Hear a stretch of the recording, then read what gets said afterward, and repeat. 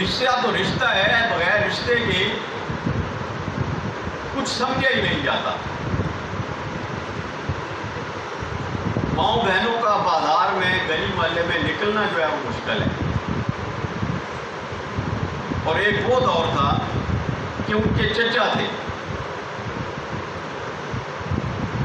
چچا کی بیٹیاں تھیں، چچا کا گھر تھا، لیکن اس کے باوجود پردے کا اہتمام تھا۔ اور ذرا سی بات نکلی تو چچا نے رشتہ دینے سے انکار کر دیا۔ حافظ عبد الکریم صاحب سرکار حضور کے غلاموں میں سے تھے، ان کی ساری فیملی بھی، ان کے چچا بھی، دیگر بھی۔ تو انہوں نے سرکار وہ جو حافظ صاحب تھے ان کے چچا نے، ان کی چچی نے کہا کہ حافظ تم گھر کے بچے ہو تو ہماری بچیوں کو پڑھا دیا کرو۔ انہوں نے کہا ٹھیک ہے، انہوں نے پڑھانا شروع کر دیا۔ تو ان میں سے ایک بچی کے ساتھ ان کا کچھ جذباتی تعلق بن گیا۔ قصہ لمبا ہے، سارا میں بیان نہیں کرنا چاہتا، اتنا وقت نہیں ہے، فقط اتنا ہی ہے کہ وہ اس حد تک بڑھ گیا کہ ان دونوں کا ایک دوسرے سے جدا رہنا محال ہو گیا۔ یہاں تک ہوا کہ ایک دفعہ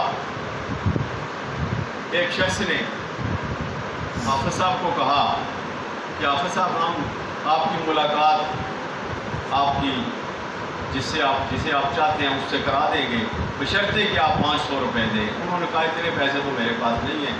انہوں نے کہا جو مہمان آئے ہوئے ہیں ان کی جیب میں ایک سونے کی گھڑی ہے، وہ نکال دو تو تمہارا کام ہو جائے گا۔ حافظ صاحب سرکار حضور کے چبوترے پہ چلے گئے، مکان کے اوپر والے حصے میں، وہاں ہوا ہے آرام فرماتے، ان کی جیب سے گھڑی نکال کے لے آئے۔ لوگوں نے پکڑ لیا، سرکار کی بارگاہ میں پیش کیا، سرکار نے فرمایا اسے نکال دو۔ لوگ کیا کہیں گے، یہ سرکار چوریاں کراتے ہیں۔ نکال دیا گیا۔ اب اس کے علاوہ اور کچھ واقعات ہوئے، سرکار حضور نے پھر دیوا شریف سے بھی نکال دیا، علاقے سے بھی نکال دیا۔ باہر گئے تو سرکار حضور نے وہ ملاقات کے لیے آگے، باہر تو پابندی نہیں تھی، تو انہوں نے عرض کیا کہ حضور اگر آپ اجازت دیں تو میں آپ کی دعوت کرنا چاہتا ہوں۔ سرکار نے فرمایا ٹھیک ہے، فلاں ڈیٹ کو تم دیوا شریف میں ہماری دعوت کرو۔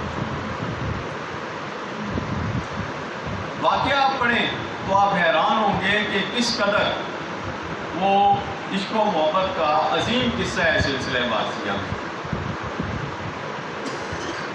حافظ صاحب کی کیفیت یہ تھی کہ ایک دن سرکار نے فرمایا کہ حافظ اگر کوئی تمہیں کہے کہ اپنے متعلق کہا کہ انہیں تم قتل کر دو، تو پھر اس نے کہا حضور یہ بھی کوئی مشکل نہیں ہے۔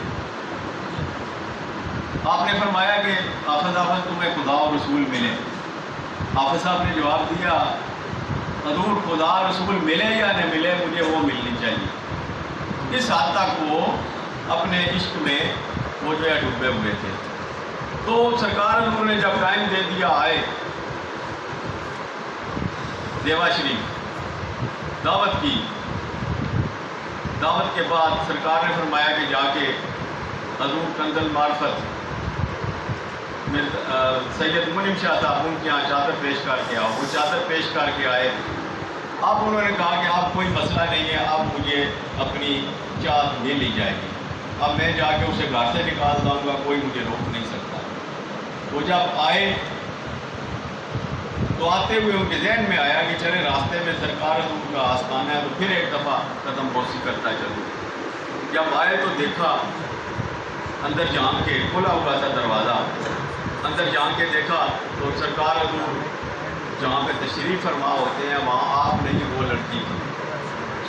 وہ تو حیران پریشان، انہوں نے کہا آج تو یہیں پہ کام ہو گیا۔ وہی حسن و جمال، وہی لباس، وہی سارا کچھ پاک پن۔ حافظ صاحب کہتے ہیں کہ میں جا کے آپ کے، میں نے کہا بس یہیں پہ کام ہو گیا۔ وہ جا کے نا جیسے پکڑ لیتے ہیں نا ایسے جا کے پکڑ لیا۔ اور ایک لمحہ جو ہے ان کے قدموں میں وہ انہوں نے اپنا سر رکھ دیا اور مدہوش ہو گئے. تھوڑی دیر کے بعد جب ہوش آیا تو انہوں نے کہا کہ میں دوبارہ دیکھوں. آنکھیں کھول کے دیکھا تو سرکار حضور عالم بنا. اب ساری زندگی انہوں نے اس لڑکی کے عشق میں گزاری، لیکن جب سرکار حضور نے ان کی کایا پلٹنی تھی تو ایک لمحہ میں فقط ایک نگاہ ڈالی اور ان کی کایا پلٹ گئی. ساری دنیا انہیں دلائل دیتی رہی، انہیں کہتی رہی کہ یہ غلط ہے، بدنامی بھی ہوئی، رشتہ دینے سے بھی انکار کر دیا، مار کٹائی بھی ہوئی، وہ نہیں مانے. لیکن جب وقت آیا ان کی تبدیلی کا تو حضور نے ایک نگاہ ڈالی اور ان کی کایا پلٹ گئی، اور وہ سارے کا سارا جتنا تھا نشہ عشق مجازی کا وہ سارا کا سارا عشق حقیقی میں بدل گیا. اور وہ پھر وہی حافظ عبد الکریم، وہ حافظ پیاری کے نام سے سلسلے واسطیہ میں مشہور ہوئے. ان کی خانقاہ دیوا شریف میں سرکار کے پہلو میں ہے، اور وہ واحد شخصیت ہیں کہ جن کے ہاں سرکار حضور خود جایا کرتے ہیں، اور ان کے ہاں آج بھی سرکار حضور کی گدی جو ہے وہ بچھی ہوئی ہے. کہنے کا مطلب یہ ہے کہ یہ وہ ہستیاں ہیں جو خود تو پاک ہیں، خود تو مالک کی طرف سے مدکہ بن کے آئیں، لیکن اس کے ساتھ ساتھ وہ دوسروں کا بھی تزکیہ کرتے ہیں. اور وہ ہستیاں ہیں کہ جو دوسروں سے یہ لمبے چوڑے وظائف نہیں کراتے، جو فقط نگاہ سے ان کی زندگیاں بدل دیتے ہیں. یہ ساری باتیں کرنے کا مقصد یہ ہے کہ مالک کائنات نے ہمیں جو خبر دی ہے فلاح کی کہ تمہاری فلاح کس میں ہے، وہ یہ بتایا کہ تمہاری فلاح جو ہے وہ تزکیہ میں، تمہاری فلاح پاکیزگی میں ہے. اور پاکیزگی کیا ہے؟ جیسا کہ میں نے بیان کیا، تزکیہ کیا ہے؟ اپنے ظاہر و باطن کو صاف کرو. اور یہی سارے کا سارا تصوف ہے. کوئی لمبی چوڑی اس کی تشریحات اور اس کی وضاحت اور اس کی تفسیر کی ضرورت نہیں ہے. صوفی کہتے ہی اس کو ہیں کہ جس کا اندر باہر صاف ہو.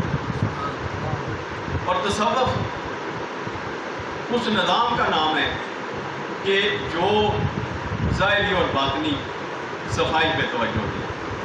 اگر آپ نے اپنے اندر کو صاف کر لیا تو پھر یقین کریں کہ کوئی بھی لمحہ آپ کا ایسا نہیں گزرے گا کہ جو مالک کائنات کی محبت اور اس کی اطاعت سے خالی ہو. کیونکہ محبت اور اطاعت ہی یہ تزکیہ کا ذریعہ ہے. لا الہ الا اللہ محمد رسول اللہ، اللہ تعالیٰ کو الہ ماننا، اس کی عبادت میں وقت گزارنا، ان عقائد کے ساتھ رسول اللہ صلی اللہ علیہ وسلم کی پیروی کرنا، آپ کے طریقے، آپ کے لائے ہوئے نظام پہ عمل پیرا ہونا، یہی تصوف ہے، یہی طریقت ہے، یہی معرفت ہے، یہی حقیقت ہے. وما علینا الا البلاغ.